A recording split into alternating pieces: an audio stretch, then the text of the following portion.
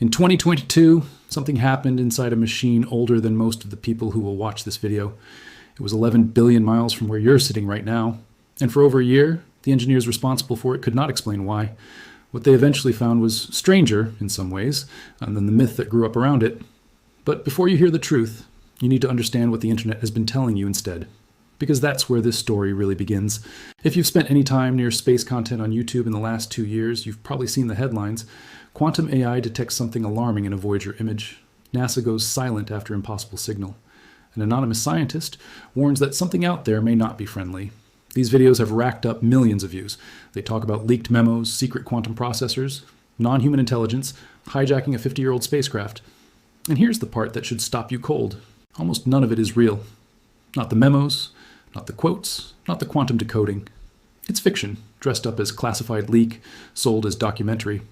But here's where it gets genuinely strange.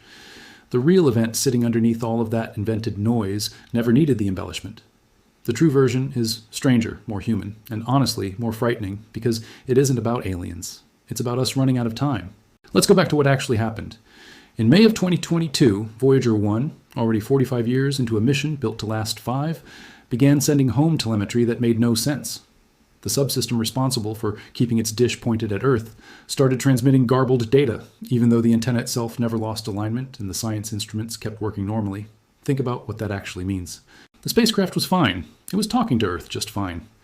But the messages it was sending about its own internal state had turned to static, gibberish wrapped in gibberish, a machine that appeared to be losing the ability to describe itself accurately. For months, nobody at JPL knew whether this was the beginning of the end or a fixable glitch. Read that again. A team of some of the most experienced deep space engineers on the planet spent months not knowing whether one of humanity's 2 active windows into interstellar space was dying or simply confused. This is the moment the myth was born. Because uncertainty, especially uncertainty from a spacecraft carrying a golden record meant for alien civilizations, is irresistible. It doesn't take much for engineers can't explain a data anomaly to mutate, retelling by retelling, into NASA detects impossible signal, and then into quantum AI decodes non-human intelligence. Nobody planned this. It just happened. The way rumors always happen. A real, boring, technical event getting reshaped by every retelling until the boring truth is unrecognizable. What most people are not seeing is that the actual resolution to this mystery was published plainly by the people who solved it.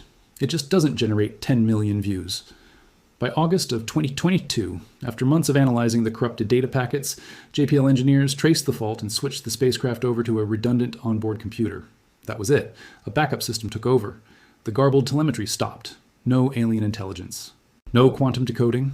Just an old machine at the very edge of what any human-built object has ever survived, developing the equivalent of a stutter, and a team of engineers working with a round-trip communication delay of nearly 2 days at the time, quietly fixing it.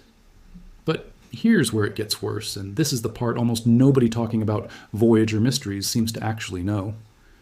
That 2022 glitch wasn't an isolated scare. It was a preview. Because right now, in 2026, Voyager 1 is dying for real. Not from some sudden anomaly, but from something far more certain and far harder to stop. It is simply running out of power on a fixed and shrinking budget, with no possibility of resupply ever for the rest of its existence. Here's the mechanism, and once you understand it, you'll never look at this spacecraft the same way again. Voyager 1 doesn't run on solar panels. It's too far from the sun for that to work. Sunlight out past the edge of the solar system is barely a rumor of light.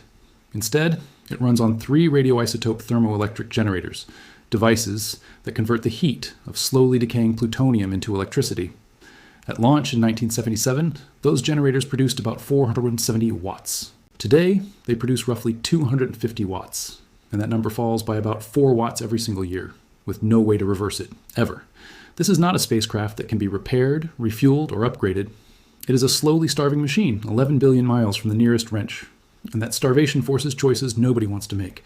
Over the past 3 decades, engineers have had to systematically kill parts of Voyager 1 to keep the rest of it alive. Cameras, spectrometers, particle detectors, instrument after instrument, deliberately switched off. Not because they broke, but because keeping them running would kill the spacecraft faster than losing them. Of the 10 identical instrument systems the spacecraft originally carried, 7 had already been shut down before this year even began. Think about what that means for the people making these calls. Every shutdown is not a technical footnote. It's the deliberate blinding of one of only 2 machines in existence that can see interstellar space from the inside. And then, this past February, the situation turned urgent in a way nobody had scheduled for. During a routine maneuver on February 27th, Voyager 1's power levels dropped further than expected, and engineers realized that one more unplanned dip could trigger the spacecraft's own automatic fault protection system, a system that would start shutting things down on its own, without human oversight, in a process that could take a dangerously long time to recover from, if it recovered at all. This is not decline, this is a countdown, and the team had one option to slow it: sacrifice something first, on their own terms, before the spacecraft was forced to sacrifice something on its own. So on April 17th of this year, NASA sent a command 11 billion miles into the dark. It took roughly 23 hours just to arrive. The command told Voyager 1 to shut down the low-energy charged particles instrument, a piece of hardware that had been running almost continuously since the Ford administration, detecting cosmic rays and mapping the structure of interstellar space for nearly 50 straight years. It had operated almost without interruption since launch, and it had just been switched off, on purpose, to buy the spacecraft more time. One of the mission's own managers put it plainly: shutting down a science instrument was never anyone's first choice, but at this point in the mission, it was the only choice left that didn't involve gambling with the whole spacecraft. Think about what that leaves behind. After that shutdown, Voyager 1 has exactly 2 working science instruments remaining. One that senses plasma waves, one that measures magnetic fields. That's it. That's the entire sensory apparatus of a machine that used to carry cameras capable of photographing the rings of Saturn. 2 instruments, powered by a fuel source that cannot be replenished, on a spacecraft that cannot be reached, sending data home at a rate slower than a 1990s dial-up modem. The information still coming back is comparable to an old dial-up connection, roughly 160 bits per second, a thin trickle of signal that has to be gathered by multiple antenna dishes just to be heard at all. And here's where the story stops being just about power and starts being about time itself. Because distance, at this scale, isn't just distance, it's delay. It's the erosion of anything resembling real conversation between Earth and the thing we sent out to represent us. Right now, in the middle of 2026, a command sent to Voyager 1 takes over 23 hours to arrive. By the end of this year, that number is projected to reach a full 24 hours, making Voyager 1 the first human-made object in history to sit an entire light day away from Earth. NASA has already calculated the exact moment, on November 18th, 2026, at 2:16 in the morning Pacific time. Voyager 1 will be more than 16 billion miles from Earth. The distance light itself travels in 24 hours, and it will be the first spacecraft in the history of our species to reach that mark. Space daily. Sit with that for a second, because the practical consequence is almost unbearable once you actually picture it. A ground controller who sends a status check command on a Monday morning will not hear anything back until Wednesday morning. Not because anything is wrong. That's just physics now. Every single interaction with Voyager 1 from this point forward becomes a 2-day round trip, minimum, forever, for as long as the spacecraft survives. This is where everything changes, because it means humanity is not just losing an old piece of hardware. We are losing our last thread of anything resembling real-time contact with anything we've ever built.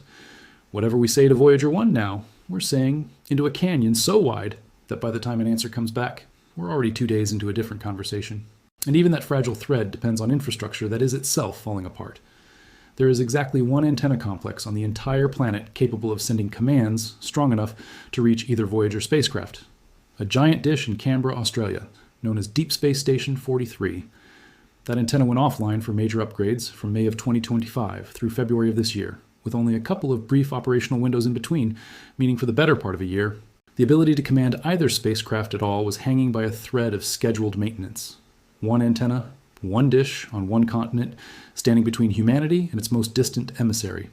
If something had gone wrong with Voyager 1 during that maintenance window, there may have been nothing anyone on Earth could have done about it in time. But here's the detail that should genuinely unsettle you, and it has nothing to do with government agencies at all. While NASA's giant antenna was down for maintenance, a small group of amateur astronomers in the Netherlands, working out of a radio telescope built in 1956, run by volunteers, not a space agency, managed to detect Voyager 1's faint carrier signal on their own, using the historic Dwingaloo dish, a facility originally built for entirely different lower frequencies. This volunteer team confirmed independently that the most distant human-made object in existence was still transmitting from interstellar space. Think about what that tells you. The last line of confirmation that Voyager 1 was still alive during a critical maintenance gap in NASA's own network came not from a government agency with a multi-billion-dollar budget, but from hobbyists with a restored antique dish and a lot of patience. That's not a footnote. That's the real story mainstream coverage barely touched. So where does this leave the spacecraft and where does it leave us? The mission team is not simply watching the clock run out. They're attempting something bold, something they've nicknamed, almost too fittingly, the Big Bang. The plan involves powering down certain systems and switching over to lower power alternatives all at once, in a single coordinated swap, rather than the slow incremental shutdowns that have defined the mission for the past decade. Engineers plan to test the approach on Voyager 2 first, since it has slightly more spare power and sits closer to Earth, making it the safer of the two probes to risk. If that test succeeds, they intend to attempt the same maneuver on Voyager 1 no earlier than July. And here's the part that reads like a plot twist, because it actually is one. If the gambit works, there's a real possibility that the very instrument they just sacrificed, the 50-year-old particle detector switched off in April, could eventually be switched back on. This is the power shift buried inside a story about a slowly dying spacecraft. For decades, the story of Voyager 1 was one directional decline, instrument after instrument, permanently dark, one-way traffic towards silence. Now, for the first time in years, there's a scenario where the arrow points the other way, however briefly, however uncertain the odds. Nobody knows yet if it will work.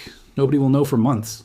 And because of the light day communication lag closing in, every test result, every confirmation, every failure, will arrive on Earth a full 2 days after it happens, 11 billion miles away. Here's what almost nobody explaining this story out loud seems to grasp. This isn't really a story about a spacecraft anymore.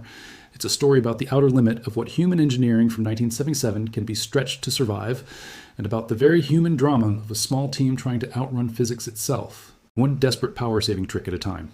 Even NASA's own long-range estimates suggest the mission will likely keep functioning into the early 2030s, before the power supply finally drops below the threshold needed to run any instrument at all. That's the real deadline. Not an alien encounter, not a decoded message. A plutonium core decaying at a fixed and unstoppable rate, ticking down toward the day the last two instruments finally go quiet, whether the Big Bang gambit succeeds or not. And when that day comes, and by most current estimates it will come within the decade, Voyager 1 doesn't stop. It doesn't fall. It doesn't crash. It simply keeps moving, silently, at roughly 38,000 miles an hour, forever. The spacecraft will continue traveling outward indefinitely after its power finally fails, carrying with it the golden record bolted to its side. A gold-plated disc containing greetings recorded in 55 languages, music drawn from across human cultures, scientific diagrams, and a map showing the location of Earth relative to a set of nearby pulsars, all of it designed by a team led by Carl Sagan, built for an audience that may not exist, and, if it does, may not find the record for millions or even billions of years. This is where the future uncertainty sets in, and it isn't manufactured for the sake of drama. It's simply the truth. Nobody knows if the Big Bang gambit will work. Nobody knows exactly which month, in exactly which year, the last watt of power will finally fail to keep the last transmitter warm enough to speak. Nobody knows whether the last thing Voyager 1 ever tells us will be routine telemetry or something no one expects. The way the 2022 anomaly caught everyone off guard before its answer turned out to be almost disappointingly human, a backup computer quietly doing its job. And here's the question nobody wants to sit with for too long. Once that signal finally goes silent, once the two remaining instruments stop reporting, once the last command from Canberra goes unanswered for the final time, Voyager 1 will not become a relic. It will become something stranger than that, a fully intact, functioning in every way except power record of who we were, moving outward through the dark, carrying our music and our faces and our voices, for longer than our species has probably existed, longer than most of what we've ever built will last, possibly longer than the sun itself. It will not care whether we are still here to hear its silence. It will simply keep going. So ask yourself the question the mission team is quietly asking themselves right now, this year, as they wait out a 2-day command delay that used to be seconds. What do you say to something you built, that you're about to lose contact with forever, when you know it will keep traveling long after everyone who built it is gone? And when the Big Bang test results finally arrive back on Earth, 2 full days after the fact, will they be telling us we bought a little more time? Or will they be the last real answer we ever get?